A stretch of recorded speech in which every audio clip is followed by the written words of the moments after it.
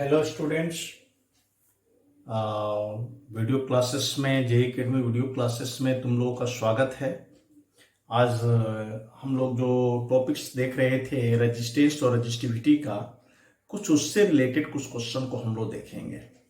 मैंने बताया था एक formula I is equal to rho L by A. Rho मैंने कहा था resistivity, a length of conductor था, A area of cross section of conductor था। देखो इसमें दो तीन तरह क्वेश्चन जो क्लास 12 लेवल में पूछे जाते हैं, तुम्हें जो 12 लेवल में क्वेश्चन पूछे जाएंगे उसमें रजिस्टिविटी में कोई चेंजिंग नहीं होगा। रजिस्टिविटी क्या रहेगा? कांस्टेंट रहेगा। और कभी क्वेश्चन में कहे कि लंबाई में चेंजिंग हो गया तो फिर न्यू रेजिस्टेंस क्या होगा, एरिया में चेंजिंग हो गया तो न्यू रेजिस्टेंस क्या होगा, इस तरह से क्वेश्चन पूछे जाएंगे। या कभी परसेंटेज भी दे देता है कि अगर लंबाई में 10% का चेंजिंग हो गया तो उसका न्यू रेजिस्टेंस क्या हो जाएगा। इस तरह से क्वेश्चन इसमें पूछे जाएंगे। तो अभी हम लोग 12 लेवल का क्वेश्चन को पहले देख लेते हैं। देखो इस क्वेश्चन में कंसेप्ट क्या रहता है, पहले तो क्वेश्चन देखो है कि wire of resistance 20 ohm, if the length of wire is increase to 3 times calculate new resistance of wire.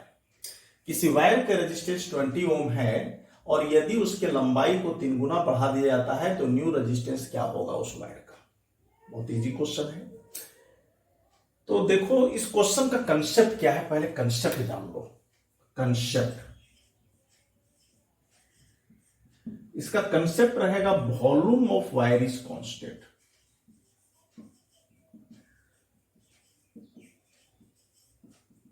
क्योंकि लंबाई चेंज कर रहा है तो एरिया भी चेंज करेगा। अगर लंबाई बढ़ेगा तो क्रॉस सेक्शनल एरिया क्या हो रहा है? घटेगा। लेकिन वॉल्यूम क्या होगा? कांस्टेंट होगा। इसीलिए मैंने लिखा volume of wire is constant. मान लो वायर का पहले जो एरिया ऑफ क्रॉस सेक्शन शुरू में A1 था, लंबाई L1 था, बाद में हो गया L2 और L2। बोलोगे ऐसे काहे लिखे? क्योंकि एरिया ऑफ क्रॉस सेक्शन को अगर लेंथ से मल्टीप्लाई कर दो तो क्या निकल गया? वॉल्यूम। तो ये वॉल्यूम जो शुरुआती में था और ये क्या हुआ बाद में, जब उसको हमने एक्सटेंड किया, स्ट्रेच किया, तब का वॉल्यूम हो गया। अब चलते हैं। अब इस क्वेश्चन में कह रहा है कि L2 जो है बाद में जो हो रहा है वो पहले वाला लंबाई का कितना हुआ? 3 गुना। तो A1 L1 is equal to A2 into 3L1। तो A2 बाद में एरिया कितना हो गया? हमने कहा था एरिया को देखना, A1 L1 3L1, L1 L1 cancel हो गया तो A2 is equal to A1 by 3 हो गया।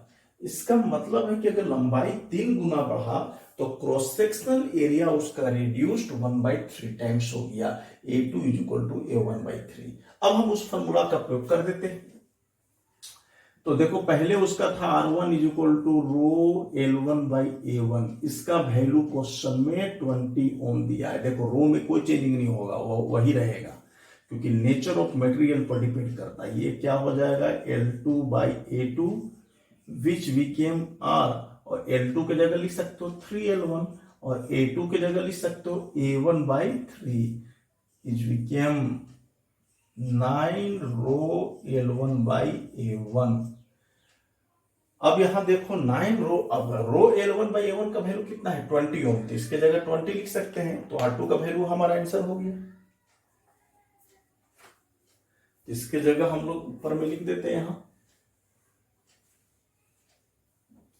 इसका मतलब R2 इज इक्वल टू 9 और रो L1 बाई A1 का वैल्यू कितना है? 20। 180 ओम इज करेक्ट आंसर। क्लियर? यही तुम्हारा आंसर हुआ। बहुत आसान है, नोट कर लो इसको। बहुत इजी है ये।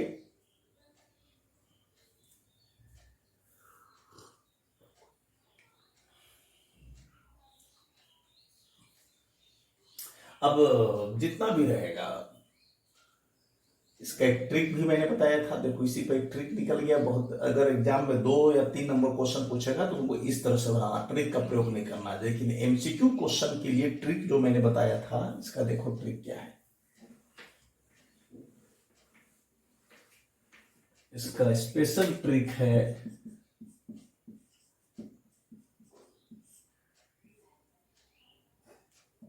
आर डैश मैंने जो रेजिस्टेंस निकालना है N स्क्वायर R। बस N बराबर कितना है? जो 3 टाइम्स 4 टाइम्स जो भी रहेगा सो पुट कर देना। जैसे इस क्वेश्चन में 3 टाइम्स था तो 3 का होल स्क्वायर और R का वैल्यू कितना दिए हैं? 20। 180 ओम आंसर हो गया। क्लियर? अगर n बराबर 4 रहता तो 44 इंटू 20 बराबर 80 ओम आंसर हो जाता। इस तरह से तुम एमसीक्यू क्वेश्चन के लिए इस ट्रिक का प्रयोग कर सकते हो। नेक्स्ट क्वेश्चन में इसमें हम लोग आएंगे, तो नोट कर लिए।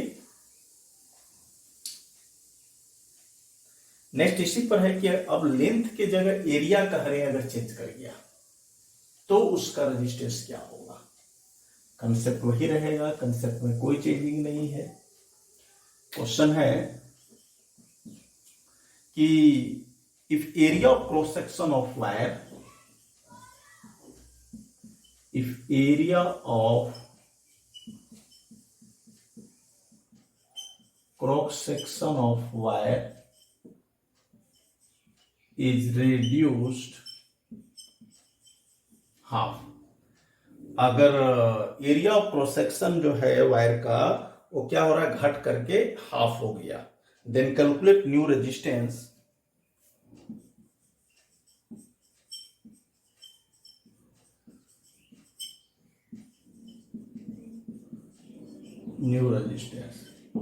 if original resistance of wire is 20 ohm या 40 ohm, जो भी देखो 40 ohm। क्वेश्चन लिख लो इसको।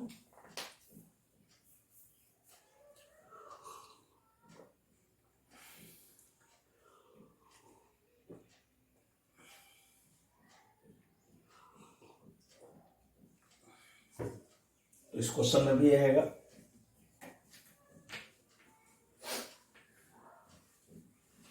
देखो इस क्वेश्चन का भी कंसेप्ट यही है। कंसेप्ट क्या है इसका भी,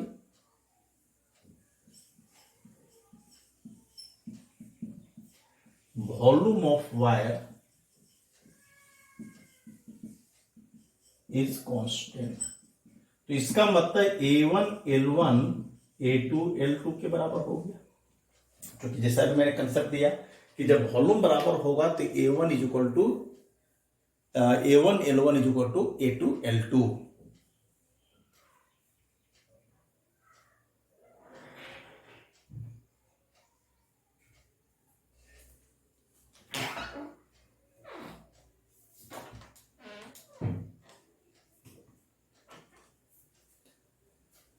तो volume of wire is constant A1 L1 is equal to A2 L2। अब नेक्स्ट चलते हैं इसमें हम लोग, अब फॉर्मूला तो ही लगेगा। अब देखो क्या कह रहा है कि area of cross section of wire is reduced half. इसका मतलब A2 इज इक्वल टू है A1/2, पहले का अपेक्षा हाफ हो गया हमारा। तो इसको ऐसे लिख सकते हैं ना, A1 L1 A1/2 into L2 लिख सकते हैं। अब यहां से तो तुम्हारा A1 कैंसिल हो गया, तो L2 is equal to 2L1 आ गया। L2 is equal to 2L1।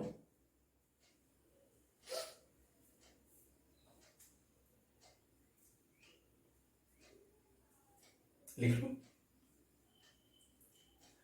अब चलते हैं फॉर्मूला में, वही पहले वाला जैसे उसमें एरिया निकाले, इसमें लेंथ निकाले। R1 is equal to rho L1 by A1, तो R2 is equal to rho L2 by A2। इसका वैल्यू दिया है कितना, 40।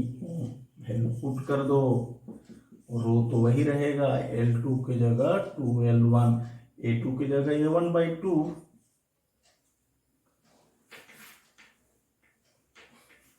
फिर यही, तो R2 इज इक्वल टू रो, ऊपर में ये 2 चला जाएगा तो 4 हो जाएगा, L1/A1। अब इतना की जगह दिया है तुमको कितना, 40 ओम।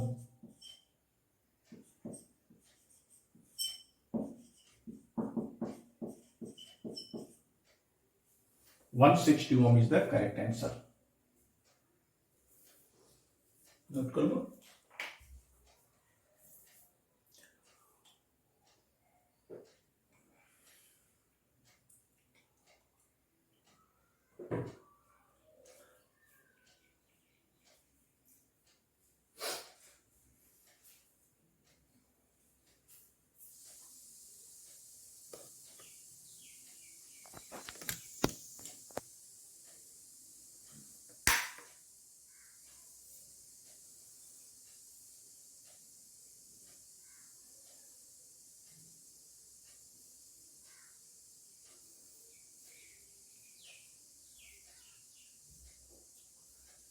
समझते हैं कि इसमें दिक्कत नहीं हुआ होगा, वही क्वेश्चन सेम था।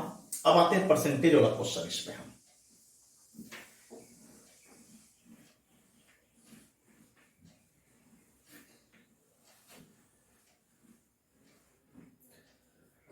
हम हमने बोला था कि एक परसेंटेज से रिलेटेड क्वेश्चन होगा कि the length of wire is increase by 10%। अगर किसी वायर का रेजिस्टेंस को 10% इंक्रीज कर देते हैं तो परसेंटेज चेंज रेजिस्टेंस में क्या होगा।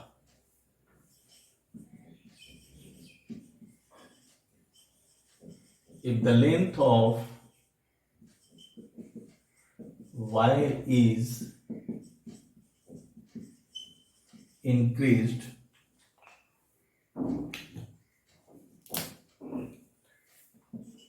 by 20%, then calculate percentage change in 10% पहले लेके चलो, उसके बाद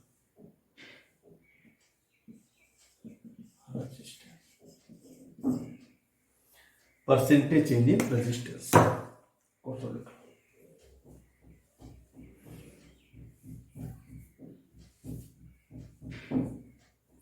अच्छा, इस क्वेश्चन में क्या है कि लेंथ को 10% बढ़ा दिया गया तो परसेंटेज चेंज इन रेजिस्टेंस में निकालना है। अगर मान लो ओरिजिनल लेंथ तुम्हारा एल था तो एल में 10% की वृद्धि होगी, तो हम कह सकते हैं जो चेंज कर गया इंक्रीज कर गया लेंथ एल डैश अगर मान लेंगे तो उसको लिख सकते हैं ना एल प्लस एल का 10%, क्योंकि वो इंक्रीज कर रहा है। तो इंक्रीज कर रहा है तो किसमें, तो ओरिजिनल लेंथ का 10%। इसका मतलब उसको लिखेंगे एल प्लस एल का 10%। तो उससे क्या हो जाएगा कि हमको लेंथ का कंसेप्ट निकल जाएगा। अब फिर वही कंसेप्ट है, क्या कंसेप्ट है कि volume of wire is constant.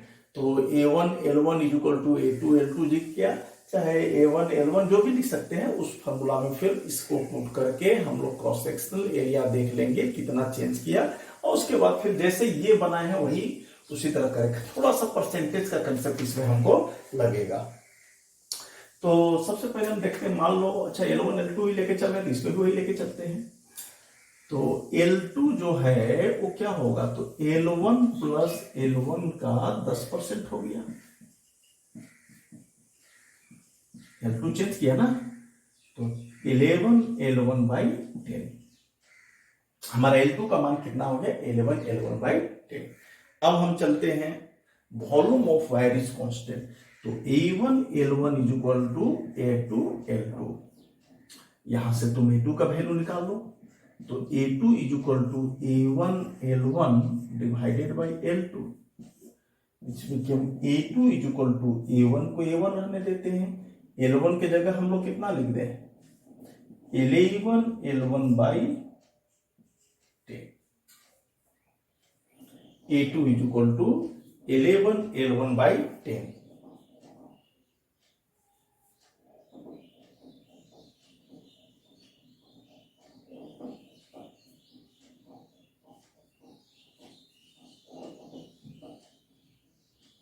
देखिए नोट कर लो, इसको एक बार अरेंज करते हैं। कितना था L2 का वैल्यू, उलट जाएगा ना, उलट जाएगा। यहाँ मैंने उल्टा नहीं, हाँ A2 का वैल्यू A1 लिख दिया, L1 और L2 का वैल्यू कितना है 11 L1 बाई 10। तो 10 ऊपर चल जाएगा, L1 L1 कैंसिल, तो A2 बराबर आ जाएगा 10 A1 बाई 11। लिख लो इसको।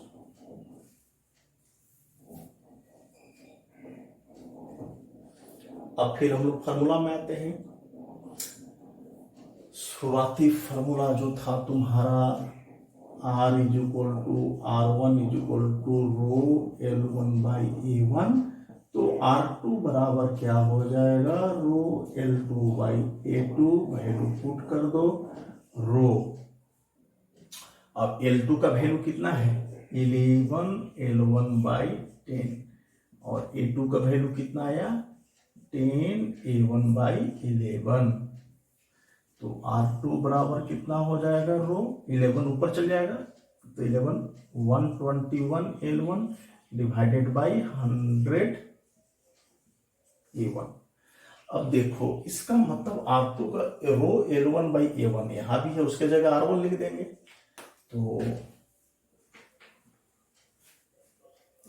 समझ रहे हो एक बार, A2 का वैल्यू यहां से निकाल लिए। अब R2 is equal to rho L2 by A2, हमने L2 और A2 का वैल्यू पुट कर दिया। अच्छा दोनों का वैल्यू पुट कर दिया तो R2 इज इक्वल टू रो ऊपर में चला गया तो 121 L1 डिवाइडेड बाई 100 A1। अब हम लोग क्या करते हैं, इसको ऐसे लिख सकते हैं R2 is equal to 121 by 100 bracket में रो L1 बाई A1। तो R2 इज इक्वल टू इसको लिख सकते हैं 121 by 100। Row L1 by A1 का वैल्यू कितना है तुम्हारा, रो L1 बाई A1 R1, तो इंटू इतना R1। तो R2 का वैल्यू हमारा R1 के रिस्पेक्ट में निकल गया 121 बाई 100 इंटू R1। अब चूंकि परसेंटेज निकालना है चेंज, हमको अगर R1 दिया रहता तो R2 तुरंत निकल जाता, वैल्यू पुट कर देते। लेकिन क्वेश्चन पूछ रहा है परसेंटेज चेंज इन रेजिस्टेंस, इसका मतलब तुमको R1 का वैल्यू नहीं दिया है। हाँ अगर इस क्वेश्चन में रहता calculate new resistance if original resistance is given, then we put the value of R1 and finally we calculate the value of R2, but in this question we have to calculate change in resistance। तो percentage change in resistance, तो change in resistance करने के लिए पहले तो हमको percentage change निकालने के लिए पहले चेंज निकालना पड़ेगा। ऐसा क्वेश्चन तो मैथमेटिक्स परसेंटेज बनाते होगे कि इतना चेंज कर गया, पॉपुलेशन में चेंज कर गया। तो परसेंटेज चेंज इन पॉपुलेशन के लिए करते थे हम लोग, फॉर्मूला लगाते थे, 90 तक पढ़ा होगा, change in population into 100 divided by original population. तो यहां हो जाएगा percentage change in resistance is equal to change in resistance into 100 divided by original resistance. तो उसी कंसेप्ट का प्रयोग करेंगे, थोड़ा सा मैथमेटिक्स का इसमें जो परसेंटेज क्या है वो यूज करना पड़ेगा। तो हम लोग निकाल देते हैं चेंज इन रेजिस्टेंस पहले।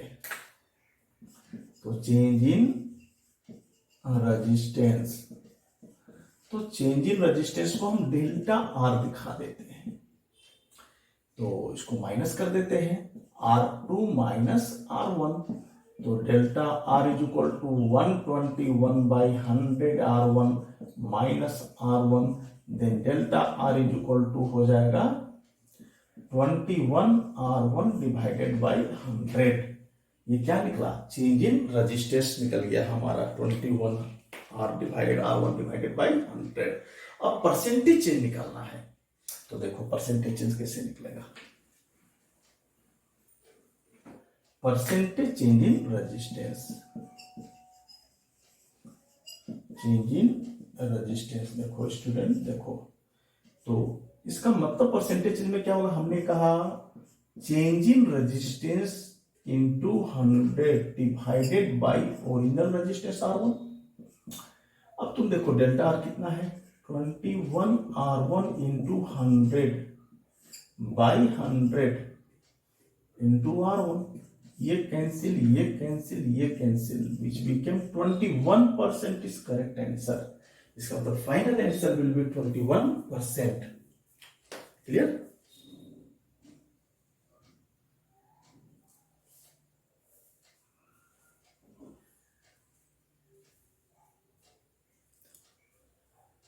तो इस तरह के क्वेश्चन जो परसेंटेज वाले क्वेश्चन रहेंगे, इस तरह से तुम सॉल्व कर सकते हो। एग्जाम में पूछता है इस तरह का परसेंटेज वाला क्वेश्चन।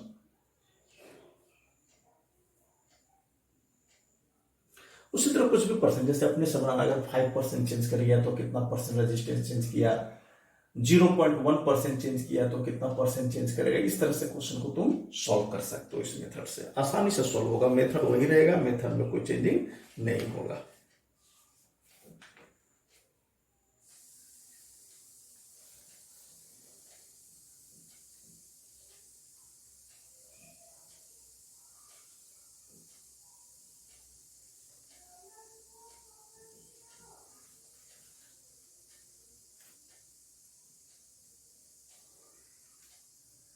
तो इस तरह से तुम इसको देख लेना।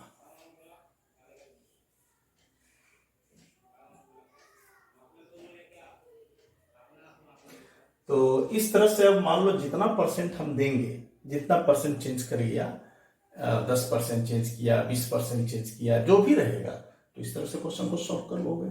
तो मैंने कहा था इस तरह से जो क्वेश्चन पूछे जाते हैं, क्लास 12 के एग्जाम का लेवल था, जिसमें कि हर एक क्वेश्चन में तुम्हारा रजिस्टिविटी क्या था, कांस्टेंट था। तो रजिस्टिविटी जब कांस्टेंट होगा तो इस तरह से क्वेश्चन को हम लोग सॉल्व कर पाते हैं। नोट कर लो इसको पहले।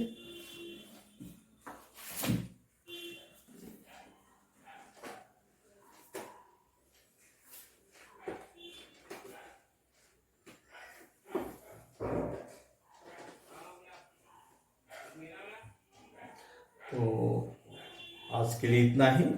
नेक्स्ट क्लास में, नेक्स्ट वीडियो में हम कुछ और टॉपिक्स पर डिस्कस करेंगे। Thank you.